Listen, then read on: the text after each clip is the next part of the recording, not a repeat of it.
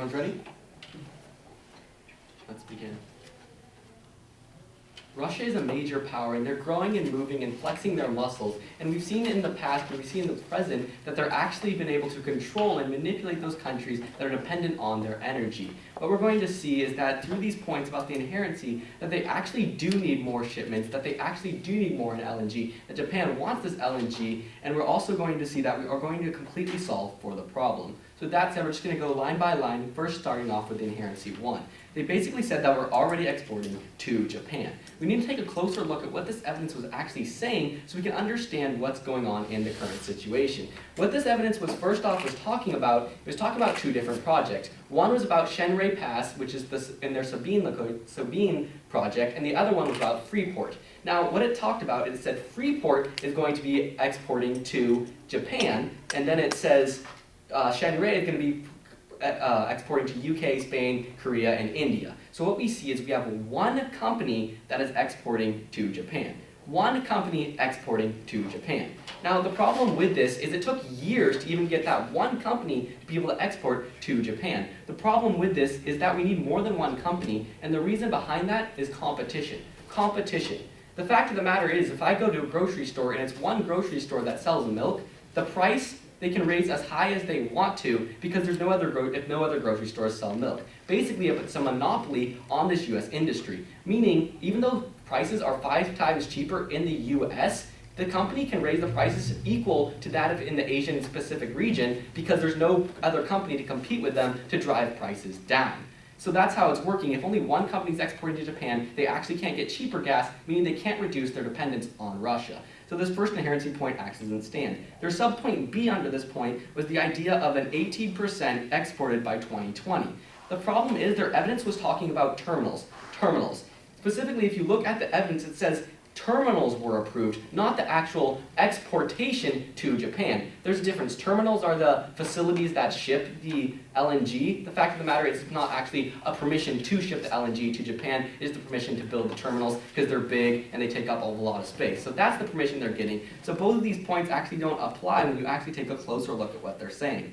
Their inherency 2 is talking about alternative energy. They basically said that they have other things besides LNG. The fact of the matter is nuclear powers different things than LNG does. We see that Japan is the #1 importer of LNG. That means they have certain things that only can be powered by LNG. You have to understand that different power sources work different ways. You can take a look, we can see a piece of evidence that supports this point when we look, this is from Reuters Review on May 18, 2015. And it says, quote, Japan's the world's biggest importer of liquefied natural gas is drawing up plans to get trucks and ships to use the fuel, to diversify energy sources in the freight sector for security reasons, end quote. So what we see is that this is talking about how ships and trucks are powered by LNG. Nuclear just can't take over. You don't put a nuclear reactor in your car or your truck or your ship to power it. So we see that LNG has specific reasons, and while they have been opening up some of their nuclear facilities, that doesn't, you can't put nuclear things in your gas tank, is the point.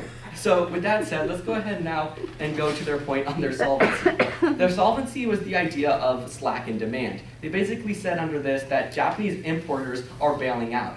My first response is this is one company that buys LNG. Again, one company that buys LNG. We see a lot of ones with their responses. That this is, again, that even though these importers of Japan are not bailing out, it's one company who decided they're going to reduce their amount that they're going to be buying in LNG. For the reasons behind that are the company's reasons, and we don't actually know those reasons, but we see that it's one company who's reducing buying LNG. It doesn't mean Japan doesn't want LNG as a whole. And again, we see that we need more companies to be able to export LNG to Japan so that we can have more competition, like I talked about back when I was responding to the inherency point. Now, they went down and then they responded to our advantage 2 about Russia being countered. They basically said that this is only 10%. Well, you gotta think about energy, and 10%, that powers thousands of homes. Thousands and thousands of homes, ships piles of trucks, ships piles of ships. The fact of the matter is 10% is an extreme amount still.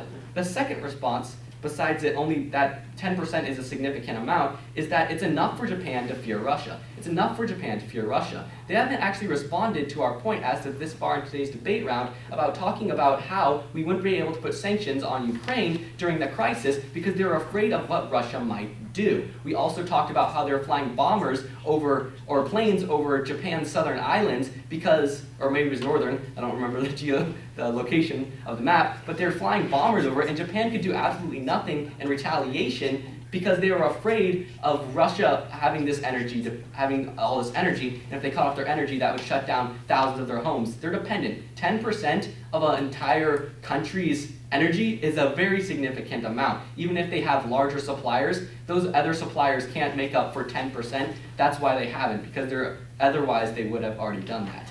With that said, we've addressed all the things they presented, and I want to bring up another point, talking about how in every single circumstance where the study was shown, we see that every single circumstance, it's been proved that it's a net economic benefit to export LNG to Japan.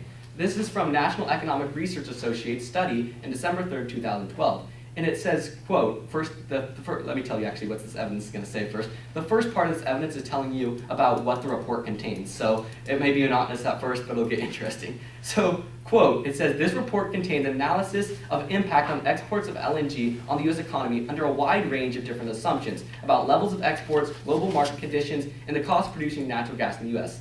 And then it goes on and talks about all the different ways that they combined and all the different assumptions, all the different scenarios they compared. Basically, they looked at every different kind of scenario that could possibly happen. Later on in that article, it says, quote, in all of these cases, benefits that come from exporting expansion, again, that's more than one company, exporting expansion, more that way the losses from reduced capital and wage income to U.S. consumers. And hence, LNG exports have a net economic benefit in spite of higher domestic natural gas prices. So we see that they always have a net economic benefit, even if prices are going to raise here for U.S. consumers. We see that in every single scenario, all of the benefits end up outweighing any of the bad things that may happen, or any of the price increase. They're not really bad things.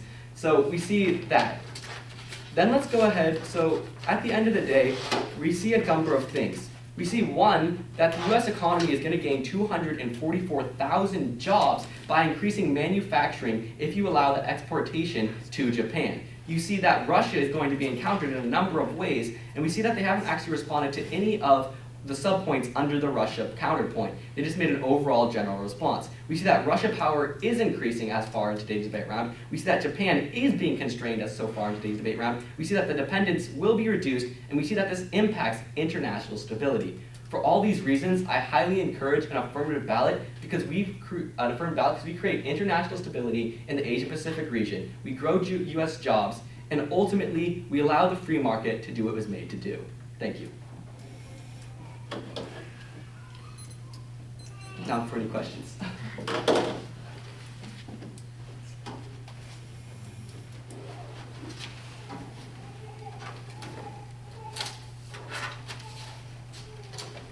Yes, go ahead and take that. I'm ready. I have a tickle in my throat. Let me grab some water actually. Start coughing on you.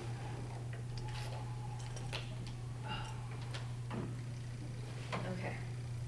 I just have a few questions for you. So first of all, you said that we only had one company and that it took years for them to be able to ship LNG. However, do you have any evidence that it took them years to be able to ship LNG? I'm sure we can bring up that if it becomes an issue, but the fact of the matter is only one company has been approved out of many companies that have been applying. If only one company is exporting, obviously none of the other companies have gotten approval. Okay, so we don't know when they started applying to be able to ship this LNG. No, we actually do. It took them about 3 years to actually get a permit, and we see that companies right now, that's why there's only one company that's allowed to export it. But do you have evidence that it took them 3 years to be able to ship LNG? I don't know if it's exactly 3 years, but I know we do have evidence to talk about that, but we're not going to commit to bringing that up unless it becomes an issue, I'm saying. Okay, got it. Moving on, so what is so would you agree that the purpose of a terminal is to ship LNG? I'd say the purpose is, but the permitting to get a terminal is extremely complex because the terminals are really big, they have to assess the environmental damage, so the evidence is talking about the permit to get a terminal, which is building the big structure that liquefies. Okay, so our terminal is used for anything else other than LNG, so shipping LNG? If it's an LNG terminal, then it would be only LNG, but if it was just like a terminal in general, then... Okay, that makes sense. So you would agree your plan is to streamline all regulations, correct, for shipping LNG? It's to streamline the regulations so that it's like an FTA country just for LNG to Japan. So Okay. it's making it so that basically they don't have to have this long period of time. Okay. Like for free trade agreement countries right now, we can already give them LNG extremely quickly because it's deemed public interest. Okay. But so we're doing that for is this that case. streamlining all regulations for sending LNG to Japan or to other countries as well? It's just to Japan.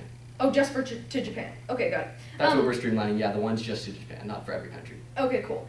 So what percentage do we export currently to Japan? Like what percentage of their LNG do we give them? I don't know. We probably have evidence back at the table with more specifics. I don't know the specific numbers right now, but the amount that we give them is only one company, and we don't have we don't have like 10%. Russia still provides 10%. We're not anywhere in their top providers. Okay, got it.